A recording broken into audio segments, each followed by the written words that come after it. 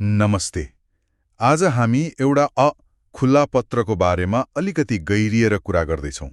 यो 7 अगस्त 2020मा संयुक्त राष्ट्र महासचिव एन्टोनियो गुटेरेसलाई पठाइएको थियो। हो, यो पत्र सेभ द चिल्ड्रेन र चाइल्ड राइट्स कनेक्टले पठाएका थिए अनि यसको समय पनि महत्त्वपूर्ण थियो, होइन? हो त नि। ठ्याक्कै त्यतिबेला महासचिवले त्यो जलवायु परिवर्तन सम्बन्धी युवा सल्लाहकार समूह बनाउने घोषणा गर्नुभएको थियो नि। त्यही समूह जसमा 18 देखि 28 वर्षका 7 जना युवा नेताहरू थिए। यो आफैमा राम्रो कदम त थियो, युवाहरूलाई सुन्ने प्रयास। पत्रले पनि सुरुमा त प्रशंसा नै गरेको छ होला नि यो कदमको। हो, गरेको छ। युवाहरूको सल्लाह लिने कुरालाई स्वागत नै गरेको छ। तर पत्रको मुख्य जोड अर्कैतिर छ। अच्छा, कतातिर? प्रशंसापछि के छ त? प्रशंसापछि चाहिँ एउटा ठूलो प्रश्न र अलिकति खै निराशा जस्तो पनि देखिन्छ।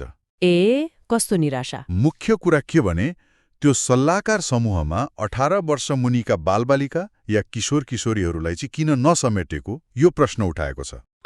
यो त साँच्चै विचार गर्नुपर्ने कुरा हो, किनभने त्यति बेला त ती स्कुल स्ट्राइकहरू कति चलेका थिए, होइन? त्यही त पत्रले त्यही सम्झाउँछ।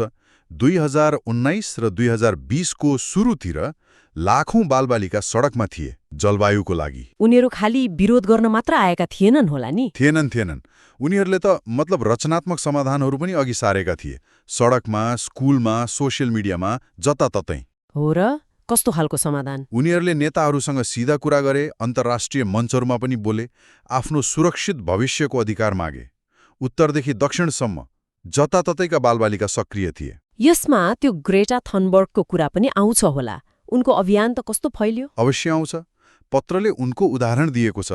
एउटा सानो प्रयासले कत्रो विश्वव्यापी आन्दोलन बनायो। उनको त्यो भनाइ पनि त छ नि, कोही पनि यति सानो हुँदैन कि उसले फरक पार्न नसकोस्। हो, पत्रले त्यो पनि उद्धृत गरेको छ।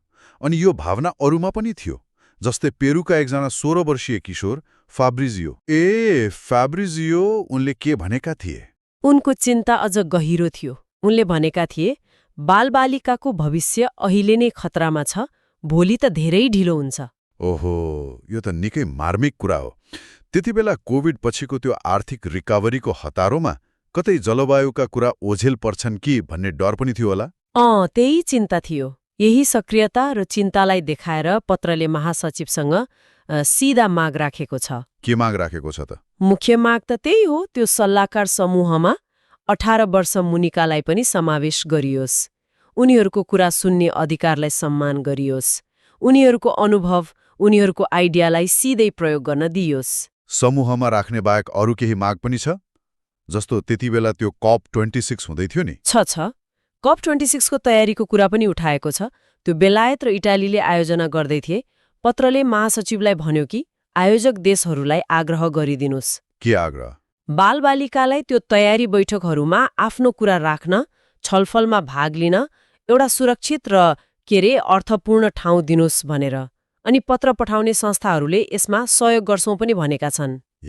ल, त्यसो भए यो पुरै पत्रको सार के हो त? यसले दिन खोजेको मुख्य सन्देश एकदमै स्पष्ट छ, खास गरी अन्त्यतिर। गएको 2 वर्षले के देखायो भने यदि बालबालिकालाई सही सूचना दिने हो, उनीहरूलाई एउटा उद्देश्य दिने हो भने उनीहरूले सङ्कटसँग लड्न गजबको भूमिका खेल्न सक्छन्। मतलब उनीहरू खालि प्रभावित हुने मात्र होइनन्, समाधानको हिस्सा पनि बन्न सक्छन्। बिल्कुल। उनीहरू निर्णय प्रक्रियामा भाग लिन सक्छन्, रचनात्मक उपायहरू ल्याउन सक्छन्। यो कुरा प्रमाणित भइसकेको छ। यो त जलवायु परिवर्तनसँग जुझ्ने योजना बनाउँदा एकदमै ध्यान दिनुपर्ने कुरा भयो, होइन त? हो नि।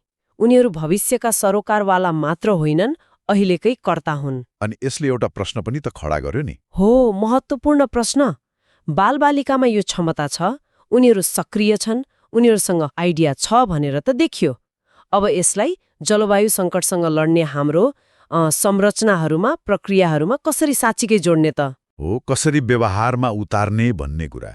खालि देखाउनुको लागि मात्र होइन कि साँच्चीकै प्रभावकारी ढङ्गले। त्यही त। यो केवल प्रतिनिधित्वको कुरा मात्र भएन, प्रभावकारिताकै कुरा भयो।